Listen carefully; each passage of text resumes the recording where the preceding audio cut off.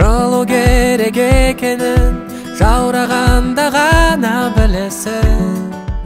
71-ші баспана харекеттерді қора халықпен бірге мәңгі деп саныма. Бұл саяхат бірақ қана мезет, қазірден алшы бәрін түзет. Күдер үзбе бақытты болуға өзіңе де. Өрен қылаңдарына көп рахмет айтам, қарғыт қорына да рахмет айтам, Алла разы болсын. Мына от залда отырған көрермендерге рахмет айтам. Қайда жүрсе аман болыңдар, Алла разы болсын. Көп рахмет, қуаныштың көз жасы. Рахмет сіздерге көп.